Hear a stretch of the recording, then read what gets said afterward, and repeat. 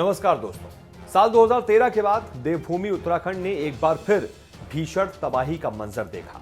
इस बार चमोली जिले में ग्लेशियर टूटने से पूरे देश में जैसे हाहाकार मच गया। सरकार से लेकर प्रशासन तक इस घटना ने सबको हिलाकर रख दिया है, झकझोर कर रख दिया है। खुद पीएम मोदी रविवार को वैसे तो पश्चिम बंगाल के दौरे पर थे, लेकिन उनका पूरा ध्यान चमोली हादसे पर ही लगा हुआ था। वो इस हादसे पर शुरू से ही नजर बनाए हुए हैं। यहां तक कि हादसे के बाद से एक दो बार नहीं, 4 बार उत्तराखंड के सीएम त्रिवेंद्र सिंह रावत को फोन कर हादसे की जानकारी ले चुके हैं। रविवार को सुबह करीब 10 बजे जैसे ही खबर मिली कि जोशीमठ के तपोवन इलाके में ग्लेशियर टूट गया है, सूबे के सीएम त्रिवेंद्र सिंह रावत तुरंत एक्शन में आ गए। वो एक तरफ लोगों को अफवाहों से बचने की सलाह दे रहे थे, वहीं हादसे के तुरंत बाद हालातों का जायजा लेने हेलीकॉप्टर से चमोली के लिए रवाना भी हो गए थे। इधर आपदा प्रबंधन की टीमें भी लगातार रेस्क्यू ऑपरेशन में जुटी हुई थी, जबकि उधर बंगाल दौरे पर गए पीएम मोदी भी इस हादसे पर पल पल की update direct CM Trivendra Singh Rawat से ले रहे थे। सीएम त्रिवेंद्र सिंह रावत ने खुद इस बारे में ट्वीट कर बताया कि आदरणीय प्रधानमंत्री नरेंद्र मोदी जी ने अभी फोन कर तपोवन आपदा के बारे में जानकारी ली। प्रधानमंत्री जी ने सभी जरूरी मदद का आश्वासन दिया और राहत बचाव कार्य में कोई भी कसर न छोड़ने की हिदायत दी। प्रधानमंत्री जी का उत्तराखंड के प्रति स्नेह ही है कि आज ये उनकी चौथी कॉल थी।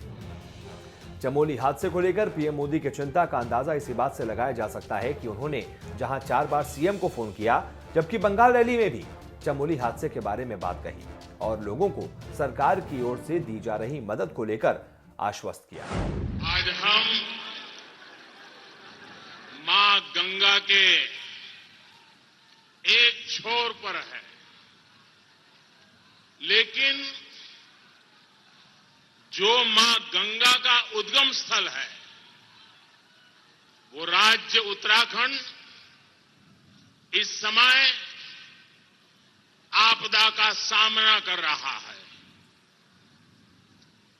एक ग्लेशियर टूटने की वजह से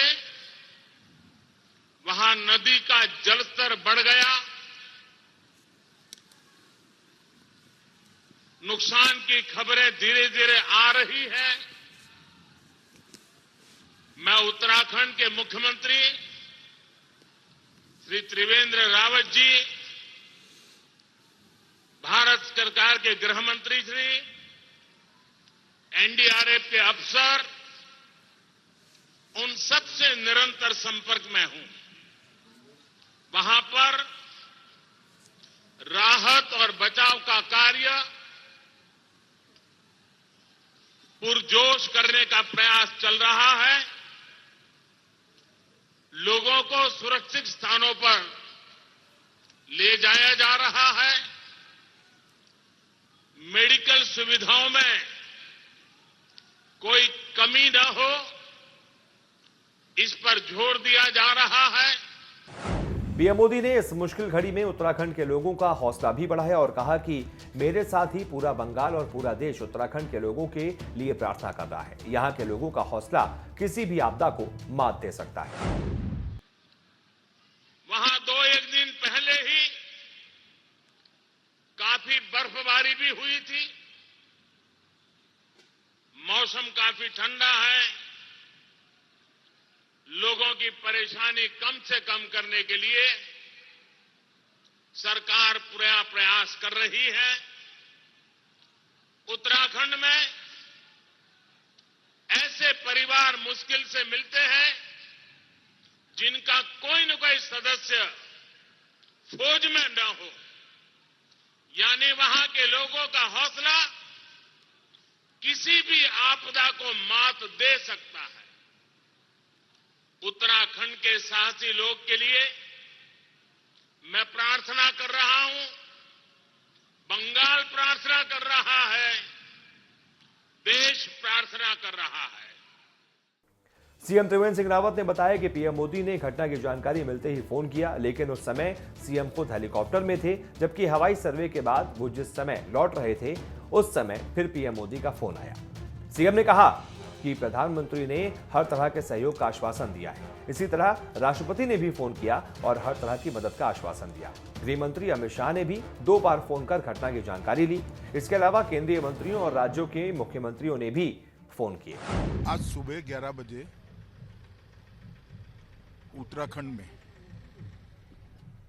जोशीमठ के आसपास एक बहुत बड़ी दुर्घटना हुई है। ग्लेशियर टूटने के कारण, पहाड़ नदी में गिरने के कारण पानी का बहाव बहुत बड़ा है। पहले रूसी गंगा और बाद में अलकनंदा, वहां पर जलस्तर बढ़ने की शुरुआत हुई है। कुछ लोगों के हताहत होने की भी प्राथमिक सूचना हमें मिली है।